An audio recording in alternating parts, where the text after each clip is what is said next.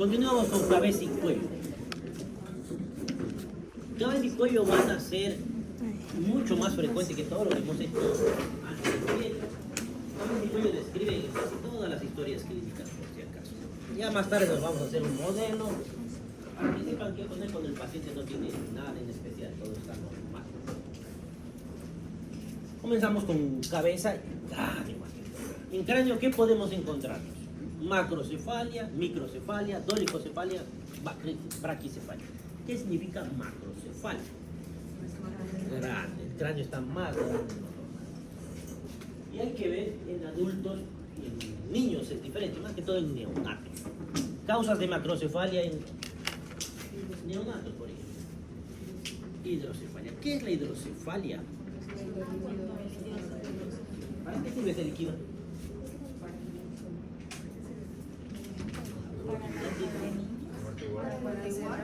¿Ah? Amortiguación, nutrición, varias cosas, para eliminar sustancias. No. Ahora, ¿un adulto puede hacer macrocefalia por hidrocefalia? ¿Ustedes pueden, si les da hidrocefalia, pueden hacer macrocefalia? No. ¿Por qué no pueden? ¿Y en ellos por qué? No cierran las suturas de Eso, y esos son agujeros, esos huecos, ¿qué se llaman?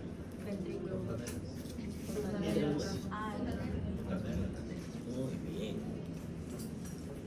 ¿Por qué se produce la hidrocefalia? ¿Ah?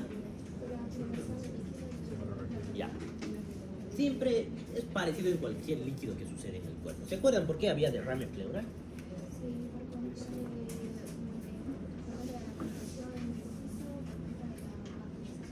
Parecido, no tanto aquí.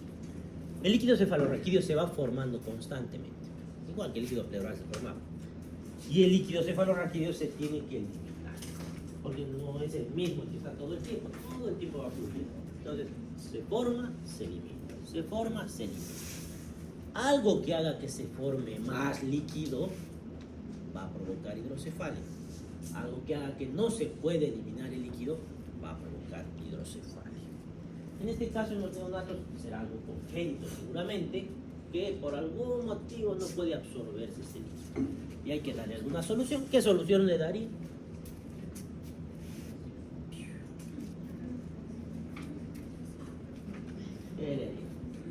¿Por qué? Si no se puede eliminar el líquido porque el problema es congénito, no van a hacer que deje de formarse, ¿no? Un drenaje. ¿Y a dónde drenan? Pues se van a encontrar pacientes. No hay poquitos, hay hartos pacientes así. Van a palpar el cuello y se van a encontrar ahí con un cable, entre comillas, que es un catéter en realidad, un drenaje. Que drenan hacia dónde, el cuello hacia dónde quieren que drenen. Hacia el peritoneo. Ahí es más fácil que se elimine. Entonces, drenajes ventrículos peritoneales. Así. Se toca ahí. Palpación van a encontrar de tanto en tanto. Si es algo agudo, una hemorragia subaracnoidea, se puede hacer externo hasta que se resuelva el problema. Hay varias formas. Y en adultos puede haber macrocefalia, pero no por este motivo. Ya son tumores óseos como la enfermedad de Paget, se va formando nuevo hueso. Eso es ya mucho más raro. Este caso de la hidrocefalia es mucho más común. Tenemos el otro caso, la microcefalia, como en este caso, que se da en algunos casos como en la anencefalia. ¿Qué significa anencefalia? Falta de alguna parte de la masa encefálica, no todo el encéfalo, precisamente. Dolicocefalia, hablamos de un cráneo alargado, a veces por la forma en la que los agarran los pacientes, les ponen trapos de más, provocan la dolicocefalia. Braquicefalia es una cabeza achatada, pero no pequeña.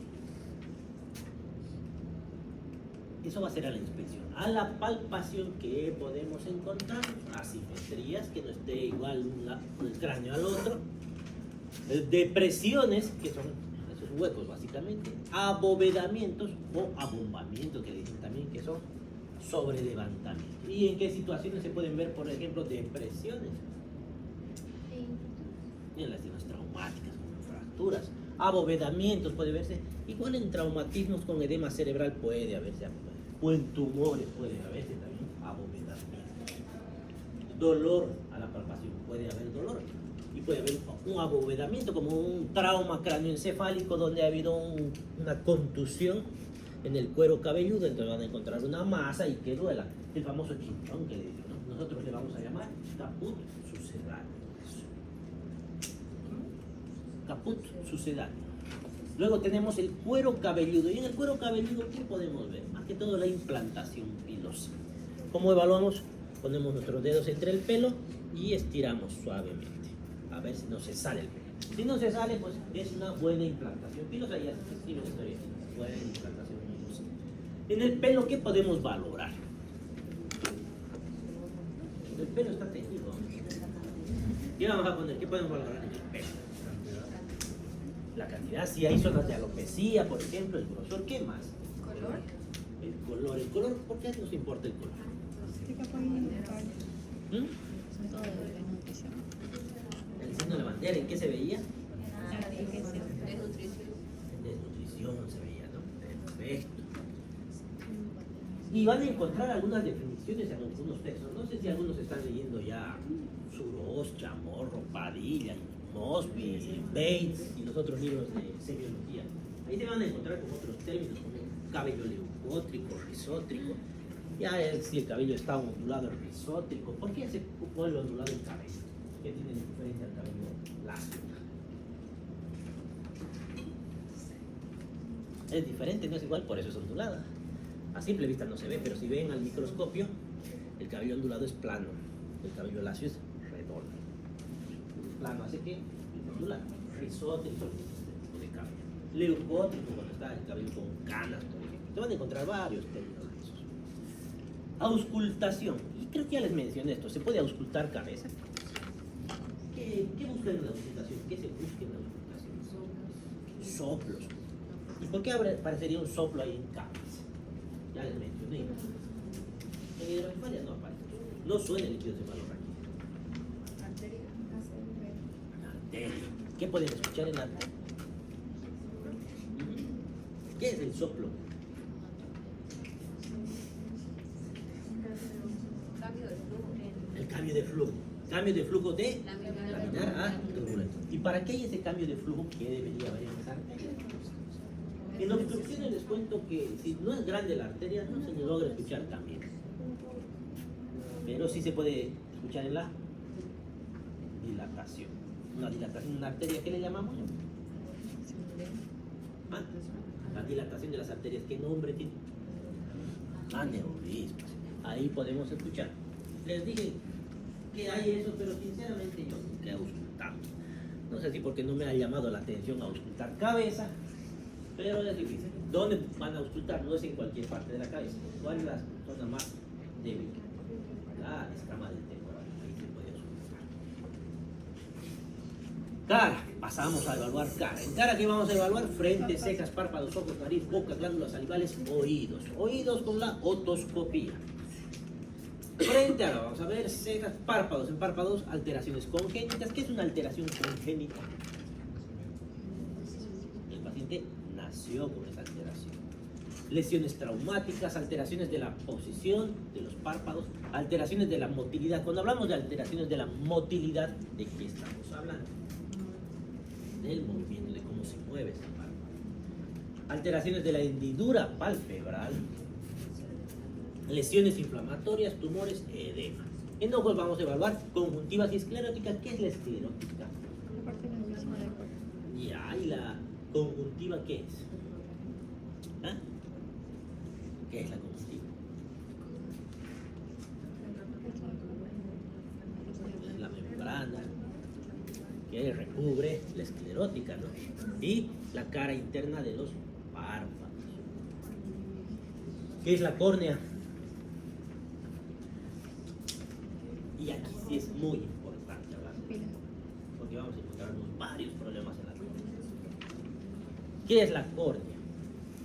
Es la parte transparente, translúcida del ojo, ¿no? ¿Qué tiene de importante? ¿Por qué es tan importante la córnea? Protección. ¿Qué más? ¿Para qué más sirve? Porque es transparente. ojos amarillo, verde, color piel. Para que pueda entrar la luz a través de él. ¿Y para qué tiene que entrar la luz? Para que podamos ver. Ahora, tenemos otra cosa. Detrás de la córnea tenemos la pupila. ¿Y la pupila qué es? ¿Y para qué sirve? Más o menos un poco, pero más que para enfocar. Porque para enfocar más es el lente ahí. ¿Por qué? Si hay mucha luz, no vamos a poder bien. Entonces, queremos que entre la menor cantidad de luz y tiene que hacer contracción. Si hay muy poca luz, necesitamos que abra para que entre la mayor cantidad, para que podamos ver. Algo que me olvidaba decirles. ¿Y la pupila dónde está? ¿Qué es la pupila? Bueno, es la apertura de esquina. ¿Dónde está la pupila? ¿En qué estructura está? El iris, exactamente, y el músculo ciliar nos va a ayudar a eso. La córnea tiene una característica especial también de aquí en adelante muy importante. ¿Qué tiene de diferente la córnea al resto de las estructuras del ojo, aparte de ser transparente? Y si es transparente es porque no tiene vascularización. Eso es un problema para la cicatrización. Hay un gran problema para la cicatrización de la córnea. ¿Y la cicatrización de la córnea qué problemas nos puede traer? Si se cicatriza, ¿qué va a pasar? Va a perder la transparencia y por tanto no vamos a poder ver bien. Entonces las lesiones de la córnea suelen ser a veces irreversibles por ese motivo. Boca, vamos a ver labios, encías, mucosa yugal, paladar, fauces, lenguas, salud y otoscopía. ¿Dónde están? Frente. En frente, ¿qué valoramos? Los pliegues, en realidad, los pliegues transversales de la frente. ¿Qué? Al principio, cuando son niños, casi no se notan. En el transcurso de los años se van notando. ¿Y cuándo se notan? Cuando hacen contracción del músculo de la frente. Ahora, fíjense que aquí hay una diferencia. ¿Qué le falta a esto? Los pliegues. No hay pliegues de un solo lado. Eso significa que no hay contracción muscular. Entonces es una parálisis facial. Aquí tenemos el omega depresivo. No sé si está en su texto el omega depresivo. Pero el omega depresivo, si se fijan, tiene la forma de la letra omega. Esa letra se ve cuando los pacientes tienen depresión crónica. Aunque no nos diga, vemos eso y hay que sospechar que el paciente tenga depresión. Cejas. Valoramos la cantidad de pelo que hay en las cejas. Si no hay, ¿en qué situaciones puede haber ausencia de cejas?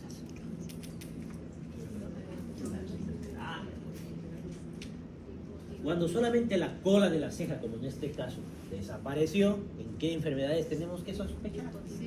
Hipotiroidismo, casi todas se pierden, no tanto la cola, puede ser, pero más se pierde todo. Sífilis. Aparte de sífilis, es la enfermedad de Hansen, ¿no? ¿Qué es la enfermedad de Hansen? La lepra, eso. ¿Qué más? Párpados. Alteraciones congénitas tenemos el epicanto. El epicanto es esta membrana cutánea vertical, que es normal en algunas razas, por ejemplo en las razas asiáticas es normal. Pero si no son razas asiáticas, aparece en qué enfermedades está el síndrome de Down. ¿Qué es el síndrome de Down? ¿La trisomía de qué? ¿Cuál? ¿El crinocha?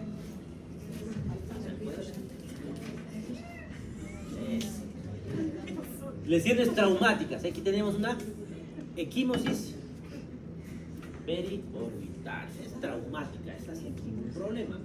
Aquí tenemos una solución de continuidad del párpado inferior de aproximadamente 2 centímetros. Traumático. Y este sí necesita, tiene una importancia. Aquí hay un hematoma periorbitario bilateral. Esto se llama el signo de ojos de mapache. ¿Cuál es la importancia de los ojos de mapache? Fractura de base de cráneo. Entonces ha habido un trauma. Si ha habido fractura de base de cráneo, puede haber infección del líquido cefalorraquídeo y puede haber meningoencefalitis. Todo lo que es un movimiento. y puede necesitar cirugía para revertirse. Alteraciones de posición de las pestañas y de los párpados. La triquiasis, creo que no está en su texto triquiasis, pero triquiasis que es cuando las pestañas nacen de forma anómala y en vez de apuntar hacia afuera, apuntan hacia adentro. Lo mismo que va a suceder en el entropio. ¿Qué es entropio y qué es extropio? Esto suelo preguntar siempre en los exámenes. Algún examen va a caer eso. Entropio es cuando el párpado va hacia adentro, en este caso. Y al ir hacia adentro, si bien no hay triquiasis, pero al ir hacia adentro, igual las pestañas van a apuntar hacia el globo ocular. Extropio es cuando cae el párpado y se mete hacia afuera. Aquí no hay tanto problema para las pestañas, pero algo va a pasar. En estos dos casos, ¿cuál es el problema de que las pestañas apunten al globo ocular? ¿Qué va a provocar? Sí, a una parte especialmente. La córnea. Y la córnea no debería irritarse porque es como un vidrio que se va a rayar y va a quedar la visión alterada de ese paciente. Hay que evitar que se dañe la córnea porque pueden ser lesiones irreversibles, peor si son crónicas, ¿no? Y en este caso del extropio, este paciente no va a poder cerrar bien los ojos. ¿Qué le va a pasar si no cierra los ojos? Y si se seca, ¿qué va a suceder? Igual va a lesionarse la córnea, va a ser una queratoconjuntivitis zika, que le dicen, que básicamente la resequedad de la córnea la va a terminar dañando con el mismo problema de que va a alterar la visión. Alteraciones de la motilidad. Tenemos ahí, por ejemplo, la ptosis. ¿Qué significa ptosis? En realidad falta ahí una palabra para decir esto. Falta ptosis palpebral. Pero lo que es ptosis solamente es caída. Ptosis palpebral es caída del párpado. Pero ptosis es caída de cualquier cosa. Hay más cosas que se pueden caer. Por ejemplo, la ptosis renal puede caer, en los pequeños se puede caer. ¿Qué retiene el riñón? La grasa perirenal. Los pacientes que bajan de peso de golpe pueden tener ptosis renal.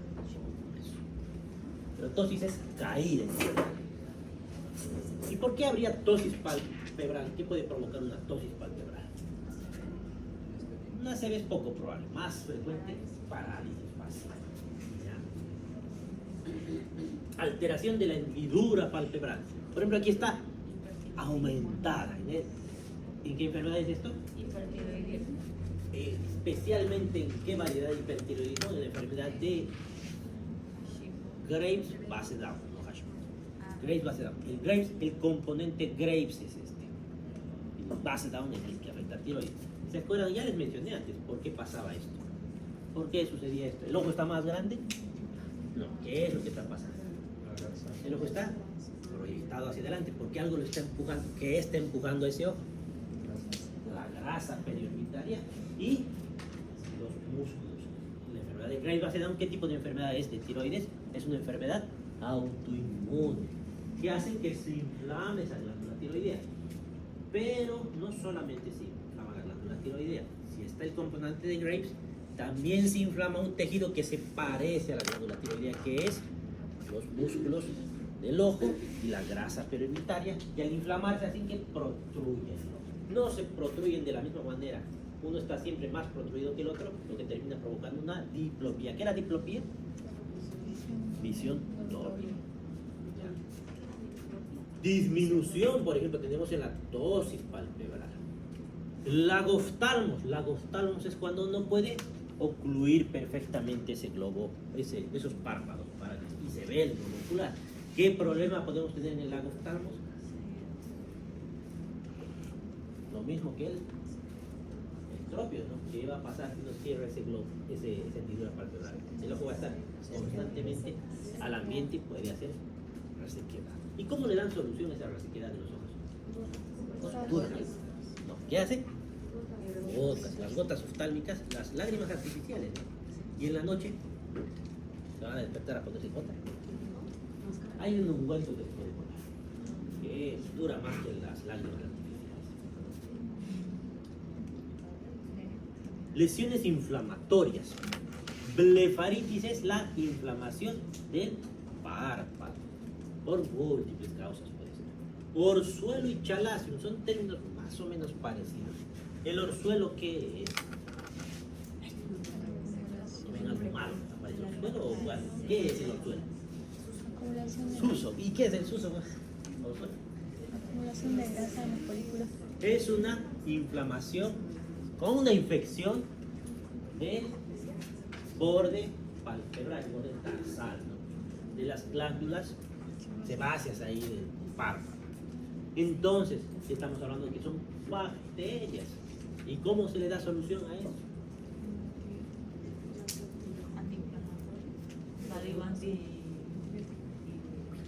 Sí, no. Primero hay que esperar que eso reviente, así como si fuera un atleta, un grano. ¿Y cómo va a reventar? ¿Cómo va a reventar? ¿Qué soluciones le da a la gente de la calle? Anillo, frotan su anillo y le ponen ahí calor. O le ponen un té, manzanilla, le hacen varias tonterías, ¿no? ¿Cuál es el problema de hacer esas cosas? Tú vas a poner más bacterias, esto ya es bacteriano. ¿Qué solución le daríamos nosotros como médicos más científicos? Algo, lo mismo, pero algo más sano, ¿no? ¿Qué vamos a hacer? Vamos a hacer hervir una compresa, hervir para matar todas las bacterias. Y luego vamos a esperar que enfríe y vamos a poner la compresa caliente, a lo mejor por 10 minutos más o menos, cada 15 minutos se repite la acción para que eso madure, entre comillas, y reviente, lance su contenido al exterior. Pero no se le puede dar un tratamiento antes. Mi hermano le dio suso. Antes no sería buena idea. Tipo, ¿Por le qué? estaba saliendo y le pincharon. O sea, puede ser. El problema es que se puede encapsular y al encapsularse va a quedar atrapado, va a endurecer y va a terminar provocando un chalazo. Doctor, Entonces puede suceder eso. Por eso es mejor que reviente. doctor, Antibiótico no antes, después tal vez, cuando ya reviente eso se le pone antibiótico. ¿y qué pasaría si estaría adentro? Ah, si es adentro, suele quedarse atrapado y suele hacer una lesión granulomatosa y hacer el famoso chalazo. Ese es chalazo, ese ya no es orzuelo. Vas a hacer el chalazo. La solución de este, ¿cuál sería? Porque es tejido granulomatoso, eso no va a reventar. ¿Qué vamos a hacer? Cirugía. Se corta y no es grande, en un rato se hace eso. No es nada extraordinario. Algo quería decirles de esto, porque no suelen explicarles eso, no sé por qué nadie les explica cómo se ponen los antibióticos al ojo. Colirio es un nombre comercial, pero es más o menos lo mismo, en gotas oftálmicas. Esas gotas oftálmicas son antibióticos. Los antibióticos ya han llevado en teoría cómo funcionan. Primero se absorben, luego de absorber tienen una vida media, semivida media, efecto postantibiótico. Hay un momento en la sangre donde están a tope, donde matan a las bacterias. Y eso va disminuyendo. Y ahí volvemos a dar la dosis del antibiótico para que no disminuya su efecto. Porque si disminuye su efecto, ¿qué va a pasar? Resistencia. Aquí hemos llegado a la dosis que queremos. Dejamos de dar y empieza a bajar. A las 8 horas, por ejemplo, algunos antibióticos. Les volvemos a dar para que mantenga el mismo efecto. Porque si nos atrasamos unas 3-4 horas del antibiótico, ¿qué puede pasar? A bajar esa cantidad de antibiótico en la sangre. ¿Y eso qué va a provocar? Resistencia. Resistencia a bacterias. En este caso, las gotas son un antibiótico tópico, no están en la sangre. Pero hay un problema. Ustedes se ponen las gotitas y esas gotitas, cada que lagrimean, se van lavando, se van eliminando. No dura mucho tiempo. Para evitar la resistencia, hay que poner más seguido. Las gotas oftálmicas ponen 4 horas. Incluso algunos textos dicen cada 2 horas poner lágrimas. Ojo, pues es diferente, no es como el resuelto. Y no se pone tantos días. Con 3-4 días es suficiente en este caso. Tienen sus motivos.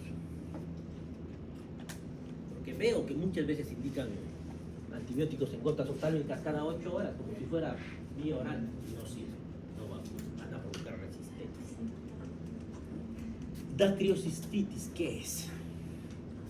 Es inflamación del conducto lacrimal, no de la glándula lacrimal, del conducto lacrimal. ¿Para qué sirve el conducto lacrimal? Está ahí en el borde interno. Todo el tiempo están eliminando lágrimas por sus glándulas lacrimales. Y esas tienen que eliminarse por algún lado, no, ¿qué va a pasar? salen, lloran. Cuando hay un lagrimeo constante, ¿qué se llama? Epífora, no olvidar de eso. Entonces, si se inflama ese conducto lacrimal que es delgadito, ¿qué va a pasar? A eso se llama dactiocistitis y van a tener como síntoma epífora. ¿Ya? ¿Y cuándo se va a inflamar? ¿Qué puede hacer que se inflame? ¿Ah? Obstrucción. ¿Y por qué se va a obstruir? Porque está inflamado. ¿En qué enfermedades puede obstruirse? ¿Qué es común? ¿Con qué está comunicado? ¿Con qué comunica esto? ¿A dónde está drenando en realidad? Ajá. Entonces, la sinusitis, ahorita vamos a hablar de la sinusitis. Los resfriados comunes, influenza, todo lo que altere la vía aérea superior puede provocar dactiocistitis. ¿Y la sinusitis qué es? Los senos paranasales, de la mucosa del seno paranasal. ¿Qué senos paranasales conocen? Maxilar, frontal, faltan dos. ¿Ah? Esfenoidal, etmoidal. Vamos a ver que se pueden palpar dos de ellos. Más adelante. Tenemos el herpes zóster. Hay que tener cuidado que no haga herpes zóster en el nervio óptico, que puede provocar problemas de visión. Estas son las santeras, que son esas manchitas de grasa. Esos antelamas, fíjense, aquí se ve mejor, creo. Que son así amarillentos, entonces, ¿de qué están hechos? De grasa, colesterol, triglicéridos. En estos pacientes que ven estas lesiones, ¿qué tienen que sospechar? Que están aumentados colesterol y triglicéridos. ¿Qué les van a pedir de laboratorio? Colesterol y triglicéridos, para ver si hay que hacer tratamiento, porque tener alto colesterol y triglicéridos, ¿qué problemas puede traer a los pacientes? Placas ateromatosas, y las placas ateromatosas que me pueden provocar infartos de miocardio, accidentes cerebrovasculares, varias cosas, aumentan el riesgo cardiovascular. Ahora, no es obligatorio que estos pacientes tengan elevados, pero sí es una buena idea cuando vean esos solicitar colesterol. No en todos, a veces solamente aparecen porque así están hechos esos pacientes. Luego tenemos el epitelioma vasocelular, que es un tumor básicamente. Edema de los párpados. ¿En qué situaciones podemos ver? Infeccioso, alérgico, nefropatías, hipotiroidismo. Infeccioso, en este caso, es un solo párpado. No le pica una abeja, pero puede ser. Pero si tiene una adenopatía más retroauricular, estamos hablando de una infección parasitaria. El signo en compota, le dicen, o el signo de Romaña, Chagas. ¿Le damos tratamiento a este paciente con esto? ¿Chagas tiene cura? Sí. Entonces le vamos a dar tratamiento. Ahí sí le damos tratamiento. ¿En el crónico le damos tratamiento? No. No, sí. Les dan, yo sé que les dan, pero pues, nunca he visto que van a revisar eso. Yo sé que les dan, les están comenzando a dar, están experimentando básicamente. Pero no he visto que haya revertido nada. Más bien he visto reacciones graves de hipersensibilidad por el tratamiento de Chagas. ¿Qué más? ¿Y cómo se contagia el Chagas? Bicho, ¿qué bicho es? Bichuca. ¿Qué se llama bichuca? Eso. En realidad lo que solamente así. Solamente entra la sangre. ¿Cómo más se puede contagiar? No solamente así. ¿Comiendo qué? Ah, sí. Se ha descubierto que en Brasil, más que todo, el azaí produce Chagas. No vamos a comer nunca más azaí, van a decir. Pero ustedes no deben comer pues azaí normal, deben comer el azaí procesado y pasteurizado, igual que la leche. No se asusten tanto. Pero por si acaso, sí se puede. ¿Qué más? Nefropatías, como en este caso. ¿Por qué hay en la nefropatía? Es por el edema, ¿no? Por el aumento de la presión hidrostática, el aumento de la presión, disminución de la presión hidrostática.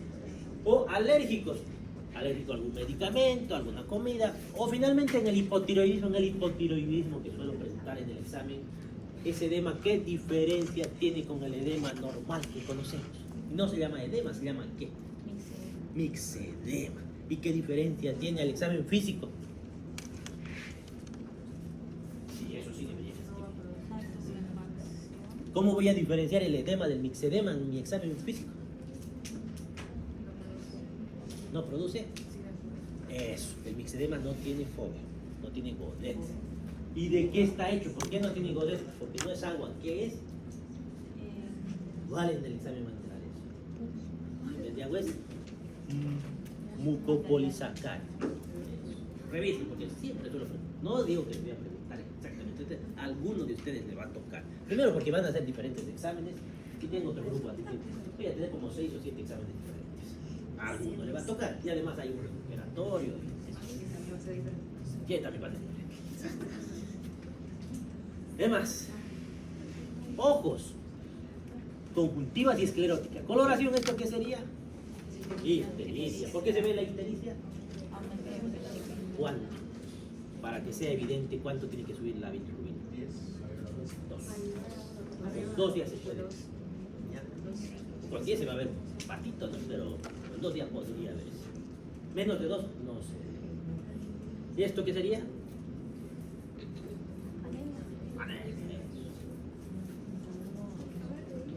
Inyección conjuntival. Aquí van a ver harto paciente con ojo rojo. Alguna vez han tenido tener ojo rojo.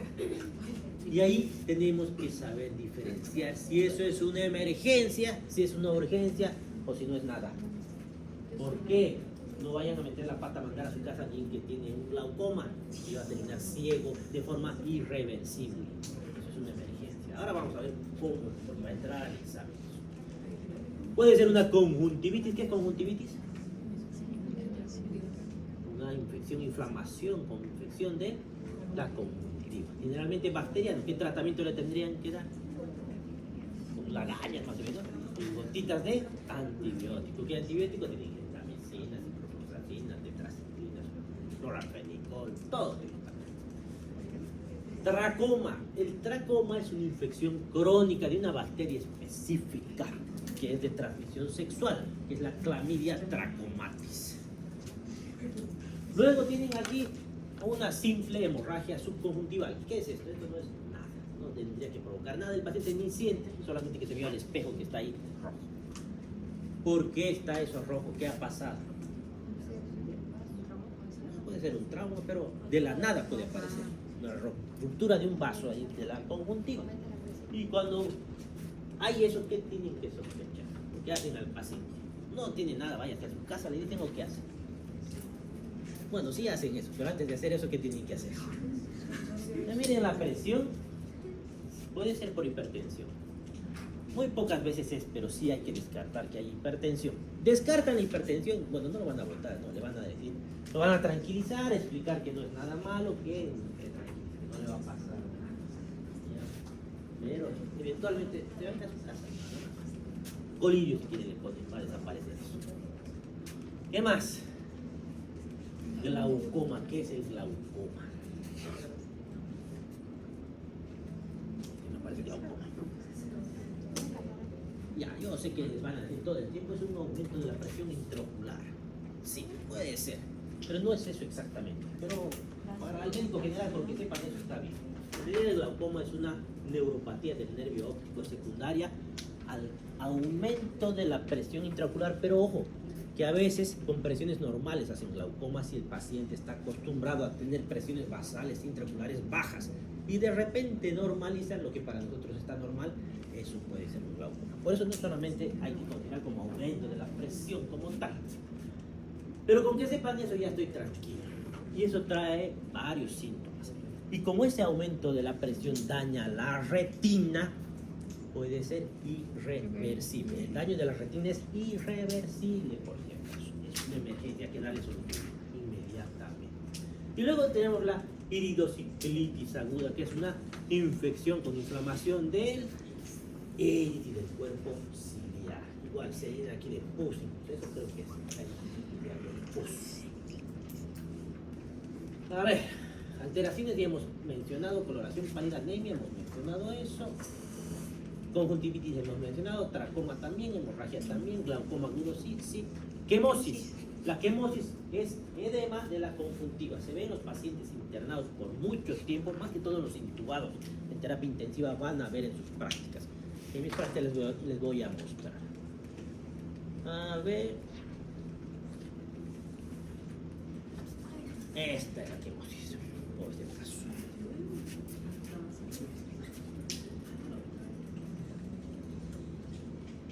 Ya. Pingüécula.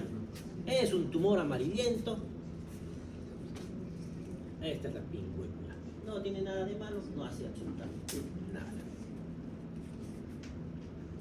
Pterigium. ¿Qué es el pterigium? Es el relieve conjuntival vascular. ¿Qué es el pterigium? Han visto antes qué es. Le ponen otro nombre en la calle. Tiene una carnosidad. Esa famosa carnosidad es pterigium. Para nosotros es pterigium. Para la gente de la calle es carnos. ¿Qué es esa carnosidad? Porque en Santa Cruz es muy común, algunos de ustedes deben tener conocimiento. Es una metaplasia de la conjuntiva. ¿Por qué era la metaplasia? En este caso, por traumas repetidos. Hay traumas repetición. ¿Qué puede ser en Santa Cruz que haya traumas a repetición que no haya en el resto del país? Eso. Arena. Viento con arena que hay aquí. La arena, ¿qué tiene de particular? ¿De qué está hecha la arena? De oro, de diamantes. ¿No me creen? De eso está hecho. Está hecho de cristales. Si ven al microscopio, se ven así, solo que son chiquititos. ¿Qué tiene de especial que les llegue diamante por ahí? Va a hacer microtraumas, va a hacer cortes. Entonces, se va defendiendo esa conjuntiva y termina siendo esa metaplasia. ¿Qué solución le darían a eso? ¿Le solucionan o no importa? No solamente es el problema estético, tiene otro problema, crece. ¿Y aquí hasta dónde ha crecido? Eso. No puede tocar la córnea. Si toca la córnea, ¿qué hemos dicho que le pasa a la córnea? Eso. Y si está tapada la córnea, no van a poder ver. ¿Qué solución le darían? Cortan esto, lo botan a la basura. Todo lo que se corta del cuerpo, ¿qué se hace? Se saca todo lo que saquen de su cuerpo. ¿Dónde van a mandar? A patología. A patología, siempre. Y ese va a quedar hueco. En realidad solamente están sacando la conjuntiva, la esclerótica no se toca. Entonces, ¿qué van a hacer ahí? Algunos médicos se equivocan, no solamente se saca esto, se saca, pero hay que cortar de un lado sano, la misma conjuntiva, y se le pone como parche ahí, se sutura. ¿Para qué? Si ustedes sacan esto y lo dejan así, va a volver a crecer probablemente lo mismo. Entonces por eso se pone parche como otra parte sana de la conjuntiva para evitar que, no va a evitar del 100%, pero es menos probable que vuelva a salir la famosa lesión del pterigium o carnosidad. ¿Qué más? Seroftalmia. ¿Qué era la seroftalmia? El ojo seco. Y cuando no había lágrimas le decíamos, cuando no había saliva le decíamos ceros. ¿Qué se llama esto? Es un estoma. Entonces, serostomía. Y si hay seroftalmia y seroftomía, ¿se acuerdan cómo se escribe? Me han preguntado incluso. El síndrome de Sjögren. Le he dicho que se escribía raro, ¿no? Ahí está, así de raro. Noruego. Que siempre preguntan los exámenes. Es que llama, ¿qué harían ustedes? ¿Y es esa palabra? ¿La pregunta? Ahí está. Está en su libro. Ya. Esta tabla les dije que estudien. De aquí va a salir caso clínico. Algún caso clínico de aquí va a salir. Hay que saber interpretarlo. ¿Cómo lo interpretamos? Tenemos estas opciones. ¿Será un glaucoma? ¿Será una iridociclitis aguda? ¿Será una conjuntivitis? ¿Será una hemorragia conjuntiva? ¿Cuál es la emergencia aquí? El glaucoma. Urgencia. Emergencia, urgencia. Y esto lo puede resolver el médico general con sus gotitas de antibiótico. Y no hay que hacer nada. ¿Cómo voy a saber cuál es cuál? Secreción. Si hay secreción, ¿qué será? Porque hay bacterias, por eso hay conjuntivitis, le dan su antibiótico y listo. En los otros no hay secreción. Dolor. La conjuntivitis no es que duela, pero trae una sensación molestosa, ¿no? Un dolor urente, algo así. En la hemorragia conjuntival no hay nada. En el glaucoma es un dolor intenso, no solamente en el globo ocular, hay una cefalea intensa, súbita. En la iridociclitis aguda es moderado ese dolor. La visión, ¿cómo va a estar? Conjuntivitis y hemorragia no va a pasar nada, ¿vale? Porque no está afectada la córnea. En cambio, en el glaucoma agudo hemos dicho que está afectado el nervio óptico, la retina, y por tanto la visión va a ser mala y probablemente irreversible ese daño si no se toma una acción inmediata. Iridociclitis aguda, la visión va a ser regular o mala. La córnea, ¿cómo va a estar? Hemos dicho que no está afectada en la conjuntivitis y en la hemorragia, no hay alteración, pero va a estar opaca por el edema en el glaucoma y puede estar algo edematosa en la iridociclitis por la infección. La pupila, vamos a hablar de la pupila. La pupila, ¿qué era? La apertura del ese que puede cambiar el tamaño a través del músculo ciliar. Esa pupila, ¿cuánto mide normalmente? Eso es importante, suelo preguntar en los exámenes. ¿Cuánto es el tamaño de la pupila? Ya han llevado eso. De 2 a 4 milímetros. Puede haber una diferencia fisiológica, como que una pupila mida 1 milímetro menos o más, no va a pasar nada, eso es fisiológico. Si hay una diferencia mayor, ya tiene un nombre que lo vamos a ver ahora. Esa pupila, si está grande, se llama midriasis. ¿Y está chiquita?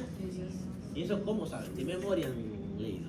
Si no se acuerdan de memoria, midriasis, miosis, y así se van a acordar. Yo no quiero ver los bostezar en el examen. Midriasis es grande, miosis es pequeñita. ¿Ya? Va a estar midriática en el glaucoma, va a estar miótica en el iridociclitis, en los otros no se afecta. Vasos sanguíneos van a estar radiados. ¿Qué significan radiados? Como rayos del sol, o como su bicicleta, el rayo de su bicicleta, de las llantas, igual. Va a estar en ambas, tanto en el glaucoma como en la iridociclitis. En la conjuntivitis está roja la esclerótica, pero la parte central, la que se acerca a la córnea, suele mantenerse blanca, normal. Y en la hemorragia conjuntival es una mancha roja en alguna parte. Otros síntomas: náuseas y vómitos va a haber en el glaucoma, y en los otros no va a haber otros síntomas. Eso, caso clínico, va a salir a interpretar eso. Eso ya hemos visto que es quemosis, pingüécula, hemos visto lo que es el pterigio, dice seroftalmia, pero no creo eso de la conjuntivitis. La córnea, ¿qué podemos encontrarnos en la córnea? El arco senil o gerontoxón, de geronte viene, del gerontoxón, que es normal que aparezca con la edad. O podemos tener el anillo de Kaiser-Fleischer. El anillo de Kaiser-Fleischer es uno de los pocos signos patognomónicos. ¿Qué era un signo patognomónico? Solo se ve una cosa. Que con eso es suficiente para hacer un diagnóstico de qué? De la enfermedad de Wilson. La enfermedad de Wilson es intoxicación por cobre. Así que todo eso que he dicho, ¿por qué lo habré repetido tanto? Porque seguramente va a entrar al examen.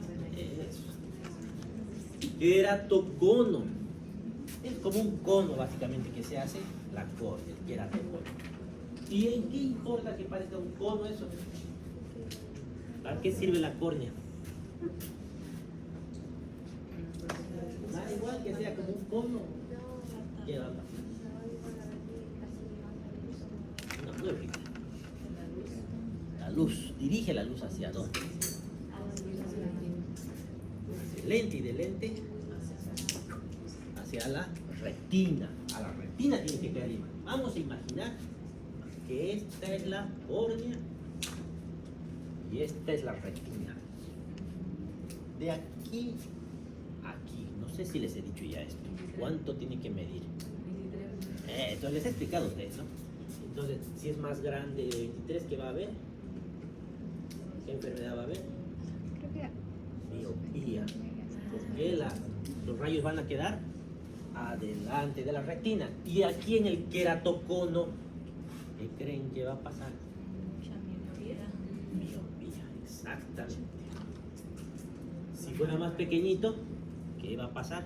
Los rayos van a caer detrás. Y eso se llama ¿qué? Hipermetropía. ¿Qué no van a poder ver las cosas? De lejos. Hipermetropía. Miopía, no ven las cosas de cerca, de lejos. A ver, miopía de lejos, hipermetropía de cerca. Lapsus, perdón. Y también les he explicado qué era el astigmatismo, ¿no? ¿Qué era el astigmatismo? Este, por ejemplo, parece astigmatismo más, porque no está perfecta esta curvatura. Entonces, si la curvatura, vamos a exagerar, que esto sea así. Entonces va a hacer que algunos rayos caigan aquí, otros aquí, otros aquí, otros aquí, otros aquí. Entonces se le da solución al astigmatismo, les dije también que tiene cura, ¿no? ¿Cómo se cura un astigmatismo?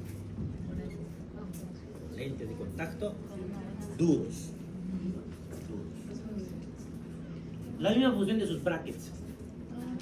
¿Qué hacen sus brackets? Mueven la luz. Van moviendo. Lo mismo, el lente de contacto duro le va cambiando la forma a la córnea y se normaliza. Ya me han dicho que son bien incómodos, pero le dan una solución. Creo que un año usan eso. No es tampoco mucho tiempo. Y ya tengo solución. ¿Qué más? Queratitis. La queratitis es la inflamación de la córnea. Y aquí hay un ejemplo. ¿Por qué se ha inflamado? Porque ha sufrido algún trauma seguramente. Pestañas, lo que sea que haya traumado.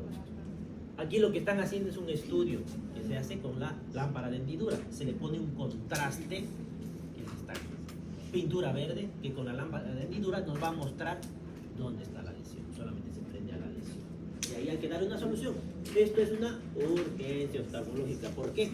Porque si no le dan una solución, no desinflaman eso, va a haber una secuela en la visión de ese paciente. A ver, borroso. Las pupilas. Miosis era pequeña, midriasis era grande. Anisocoria. Aquí también, de aquí pregunto también con seguridad. Anisocoria es pupilas de diferente tamaño, más de 1 milímetro de diferencia. Y esto es una discoria. La pupila en vez de ser redondita tiene otra forma como esta, cualquier forma, discoria. Ahora, ¿cuál es la importancia de ver una anisocoria? Eso vamos a ver nosotros en la historia clínica mucho. En los traumatismos cráneoencefálicos o en las hemorragias intracerebrales. ¿Por qué? ¿Quién hace que se dilate la pupila? O que se contraiga. ¿De dónde viene la orden? ¿Del cerebro? No viene. ¿Dónde está esa orden? En el tronco encefálico. Y entonces, si yo tengo un traumatismo cráneoencefálico, ¿qué tiene que ver mi tronco encefálico ahí? Todos los traumatismos cráneoencefálicos se valora cada 2 horas. Glasgow y pupilas. Hay que escribir en la historia clínica. Pupilas isocóricas. Eso.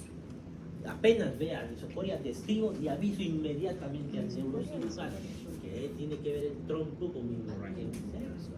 ¿Vale? No. ¿Qué ha sucedido? Esa hemorragia está aumentando, está sangrando, se está inflamando, edematizando y está presionando el cerebro. Entonces, si todo el cerebro se inflama, se hincha, ¿hacia dónde va a expandir eso? Hacia afuera no puede, ¿no? Está duro. Hacia abajo, buscando un hueco, una salida. ¿Dónde hay un hueco? El agujero. ¿Y qué pasa por ahí? Y al bajar por el tronco, le dicen ahí, se está enclavando, dice. Empieza a presionarse y así isquemia deja de funcionar como debe. Y lo primero que aparece son las pupilas anisocóricas. Y eso hay que revertir inmediatamente. Porque si no revertimos, ¿qué más le va a pasar al paciente? ¿Qué más hay en el tronco encefálico? El centro respiratorio. Va a dejar de respirar ese paciente. Por eso es importante cada 2 horas ver en los TEC graves más que todo esto, ¿no? En los moderados. ¿Qué más? Nariz, ¿qué vamos a buscar en nariz? Podemos ver la rosácea, que son esas lesiones con telangiectasias, la nariz rojiza, que se pone que es una lesión autoinmune. Podemos ver el acné vulgar, el hepatitis epitelioma vasocelular, desvío del tabique nasal. Este sí es importante, y la nariz sencilla de montar. El tabique nasal debería estar centralizado recto. ¿Qué pasa si está hacia un lado? ¿Cómo vamos a describir en la historia clínica? No, no sería meniscitis. Algunos lo hacen, pero no está bien. Espalda, ¿qué pasa cuando la espalda está desviada? Eso. Rino escoliosis. ¿Y si tiene una jorobita en la nariz el paciente? Rino sifosis, igual que de la columna. Y si está hundido le vamos a decir nariz sencilla de montar. Ahora, ¿qué tiene de malo que esté desviado el tabique? ¿Ah?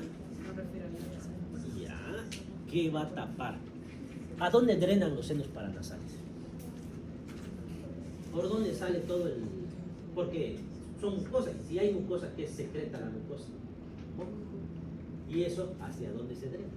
¿Por dónde tiene que salir eso? Sale de una parte, ¿no? Es un hueco, ese hueco tiene que tener un huequito.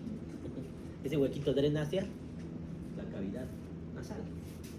Y ya, hay 3 huequitos. Osti, los osti. Ostio es uno, en plural es osti. Esos 3 osti, depende cuál drena qué. Y en la puerta de los osti están los cornetes. Hay 3 cornetes. Esos cornetes tapan esos osti hasta cierto punto. Y si el tabique está desviado, ¿qué va a pasar? Va a pegar. Entonces no va a drenar bien ese, y va a haber sinusitis a repetición. Cada vez sinusitis. ¿Qué era la sinusitis? Se inflama la mucosa. Y si se inflama la mucosa, ese huequito, ¿qué le va a pasar? Se va a cerrar. Y si se cierra, ¿qué va a pasar ahí adentro? No va a drenar. Y empieza a llenarse de secreción. Y si se llena de secreción, las secreciones que se acumulan, ¿qué les suele suceder? Se infectan y hacen una infección bacteriana, porque hay varias bacterias, ¿sí? Eso. Por eso el desvío de tabique nasal suelen hacer sinusitis a repetición. Nariz sencilla de montar es esto. Fíjense que quedó un hueco ahí. ¿Qué ha pasado? ¿Quién le da la estabilidad para que esté recta la nariz? El tabique nasal.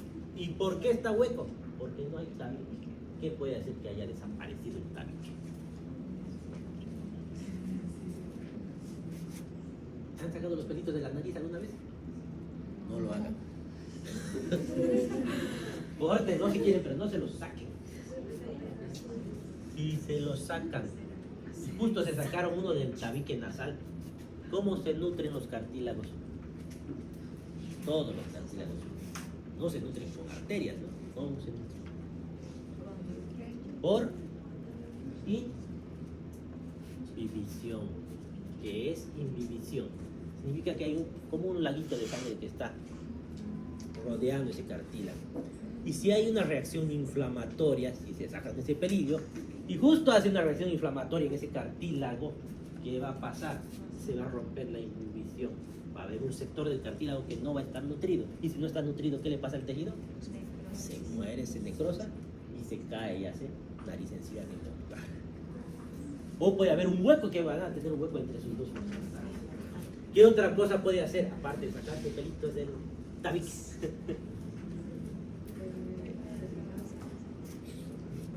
Aspirar cocaína. ¿Por qué la cocaína?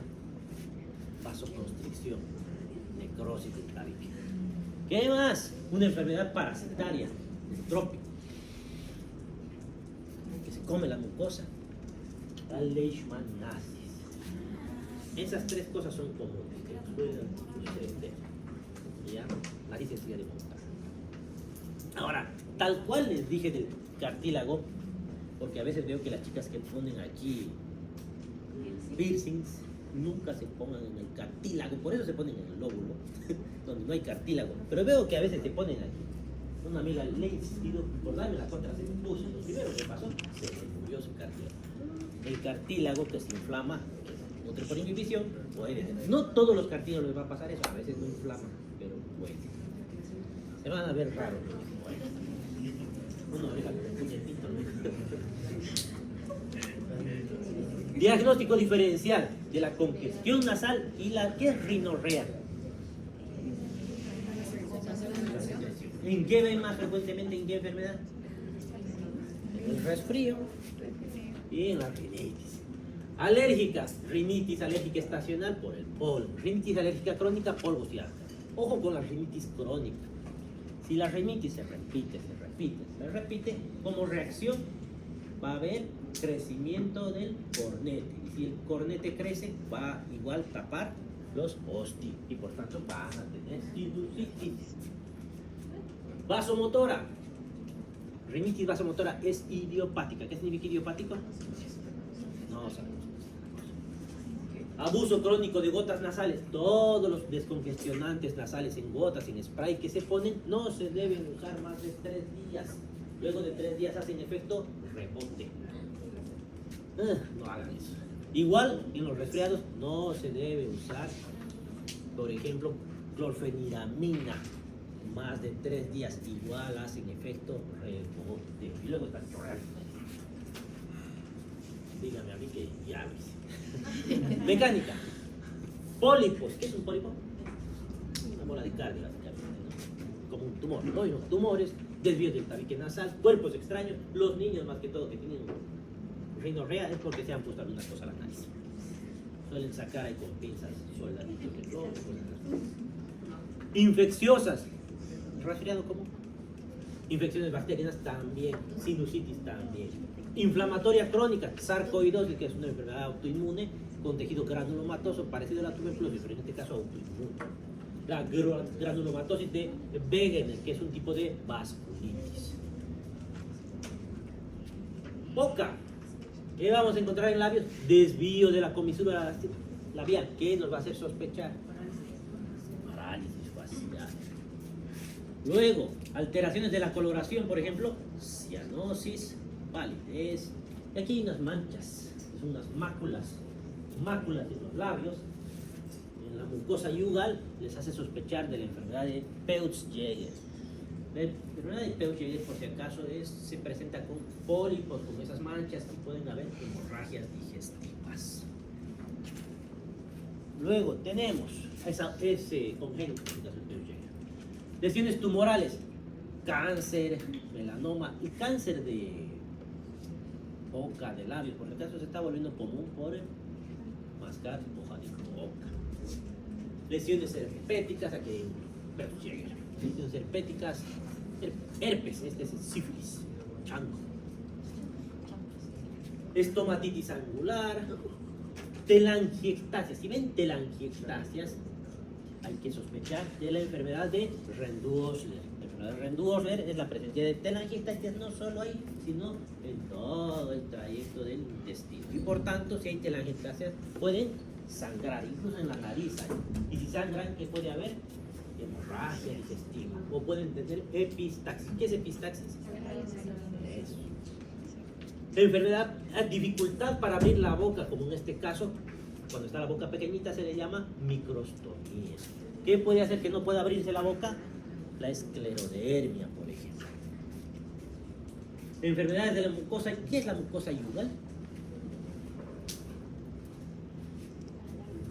Todas las mucosas que están dentro de la cavidad oral. Entonces tenemos las manchas de Koplik. No, estas no son las manchas de Koplik. Las manchas de Koplik están a la altura del tercer molar. ¿Que son de qué enfermedad? Sarampión. El ribete de Burton, que se ven esas líneas negras, que es intoxicación por plomo. Máculas hiperpigmentadas del Peutz-Jeghers. Candidiasis oral. Esto no está bien. En la historia clínica no pueden poner candidiasis oral. En realidad esto sí es candidiasis oral. ¿Qué es candidiasis? Es un hongo. ¿Y en qué sospechamos cuando hay un hongo de ese tipo en la boca? VIH. Primero VIH. SIDA, ¿no? ¿Qué otra cosa? Los mágicos. Usan inhaladores con corticoides. Eso. Pero no pongamos en la historia clínica candidiasis, porque candidiasis sería poner un diagnóstico. Y no se pone diagnósticos en el examen físico. ¿Qué deberíamos poner ahí? Las manchas. Describimos las manchas. También se puede describir como MUVET, con B chica. Pero no pongan diagnósticos en el examen físico. Hipertrofia gingival, que se ve en las embarazadas. Gingivitis, esto desaparece por cierto. Gingivitis, la gingivitis, ¿por qué es? Mal aseo oral. Y eso nos puede provocar ¿qué enfermedad del mal aseo de la dentadura? Caries, y la caries nos va a provocar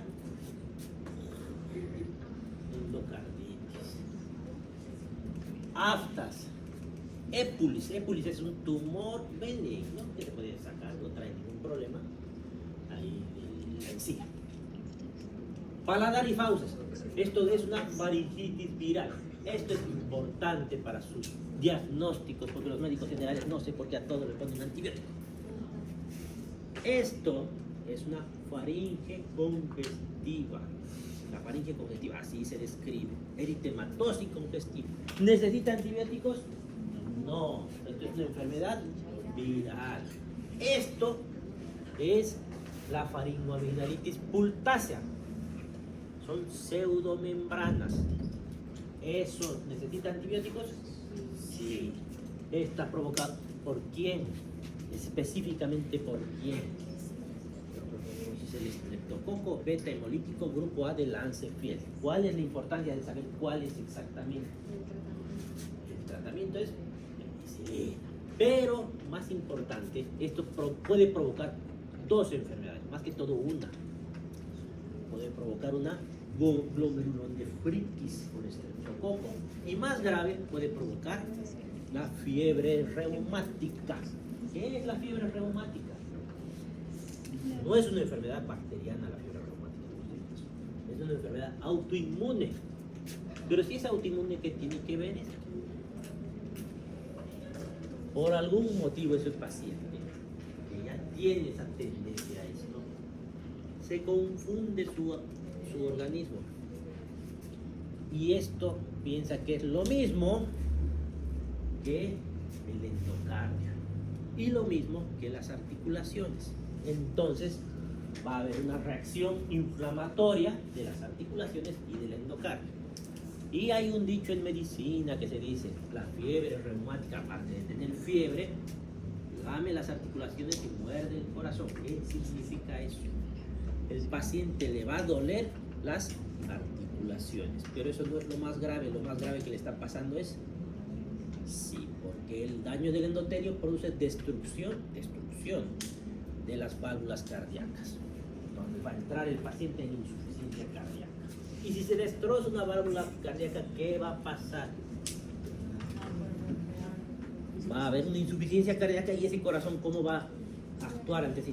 Se va a remodelar y va a crecer. Y por tanto, ¿se puede operar eso? No se puede. Antes de que haga insuficiencia cardíaca, que es el reemplazo de las válvulas cardíacas, si es que se dañan. Entonces, cuando haya fiebre reumática, inmediatamente escuchan si no hay soplo y un ecocardiograma. Es grave eso. ¿Qué más? Si han tenido fiebre reumática, usan por si acaso penicilina profiláctica por un buen tiempo. Nada más. Por eso la amigdalitis crónica, que es la que se da más de 3 veces en 2 años, deberían sacarse de las amígdalas, porque esas ya no están funcionando y es muy posible que les prenda el esqueleto. Aquí hay otra enfermedad parecida. ¿Cuál es la diferencia? Se parecen demasiado, pero estas son membranas. Esta es pseudomembrana y esto es membrana. ¿Cómo vamos a saber la diferencia? En el examen físico. Agarramos nuestro bajalenguas y raspamos. Si se sale, porque se sale facilito, es una pseudomembrana. Si al raspar sale, pero deja sangre, eso es una membrana. Si es una membrana, eso es una difteria. Igual, una enfermedad bacteriana. ¿Quién es el causante de la difteria? Corynebacterium diphtheriae. Lengua. La lengua grande se llama macroglosia. Eso. No solamente así, pueden ser un poquito menos grandes, como en el hipotiroidismo, el cretinismo más que todo. Pueden ser también en el síndrome de Down. Otra variedad tenemos la lengua geográfica, que no tiene ninguna repercusión, pero se ve así como un mapa. La lengua saburral, esto es saburra, que se ve muy comúnmente en los pacientes deshidratados o con reflujo gastroesofágico. El líquen plano es un tipo de hongo que sale ahí en la lengua. La lengua escrotal no tiene ninguna repercusión, pero se ve así. Lengua lisa, ha perdido las papilas gustativas por hipovitaminosis. Lengua negra o vellosa se ve en algunos pacientes que fuman, hacen reacción bacteriana, necrosis y cegas. Hemiatrofia de la lengua. ¿Por qué está chueca esta lengua? ¿Quién maneja la lengua? ¿Quién da la orden de que se mueva la lengua? ¿Quién? ¿Ah? El coploso y el farín. Y esos son pares craneales, donde nos está obligando a ver que no hay alguna lesión en el tronco encefálico. Y yo creo que hasta aquí llegamos y no nos vamos a acabar el tema hoy día y tengo una clase más, tengo que hacer ahora para el examen. Hasta aquí llegamos. ¿Preguntas? Oh, no,